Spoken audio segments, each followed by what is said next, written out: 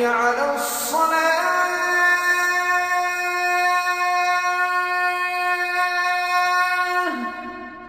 جمعہ کی بڑی فضیلت ہے۔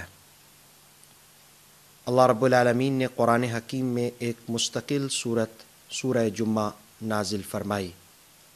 پہلی قوموں میں سے کسی کو ہفتے کا دن، کسی کو اتوار کا دن نصیب ہوا، لیکن امت محمد صلی اللہ علیہ نبی الکریم کو جمعہ والا دن عطا کیا گیا۔ قرآن حکیم سورہ جمعہ میں اللہ رب العالمین نے مسلمانوں کو حکم دیا کہ جمعہ والا دن جب اذان ہو جائے تو اللہ کے ذکر کی طرف آ جایا کرو اور تجارت بھی چھوڑ دو۔ اس سے جمعہ کی فضیلت اور اہمیت سمجھ آتی ہے۔ مسلم شریف کی ایک حدیث میں رسول کریم صلی اللہ علیہ وآلہ وسلم نے فرمایا کہ جب جمعہ والا دن ہوتا ہے تو فرشتے مسجد کے دروازوں پر کھڑے ہو جاتے ہیں۔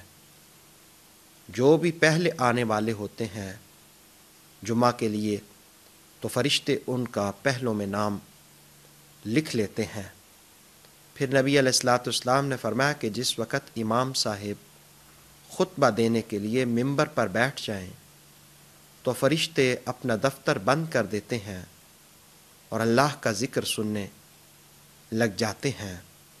نبی علیہ السلام نے فرمایا کہ جو شخص نہا دھو کر سب سے پہلے مسجد میں آتا ہے تو اس کو ایک اونٹ کی قربانی کا ثواب دیا جاتا ہے، اور پھر فرمایا کہ جو اس کے بعد آتا ہے اس کو گائے کی قربانی کا ثواب مل جاتا ہے۔ پھر فرمایا کہ جو اس کے بعد آتا ہے اس کو دمبے کی قربانی کا ثواب ملتا ہے، اور پھر آپ نے فرمایا کہ اس کے بعد مرغی کی قربانی کا، اور اس کے بعد آنے والے کے لیے انڈے کی قربانی کا ثواب۔ اس کے بعد یقیناً جو آتے ہیں وہ آ ہی جاتے ہیں۔ تو جمعہ والا دن مسجد میں پہلے آنا اور جمعہ کی نماز ادا کرنا، اس کی بڑی فضیلت ہے۔ ایک اور موقع پر رسول کریم علیہ السلام نے فرمایا کہ لوگوں جمعہ کی نماز چھوڑنے سے باز آ جاؤ، اس لیے کہ اس سے دلوں پر مہر لگ جاتی ہے اور انسان غافلین میں ہو جاتا ہے۔ اللہ تعالی ہمیں جمعہ کی فضیلت سمجھنے کی توفیق عطا فرمائے، آمین۔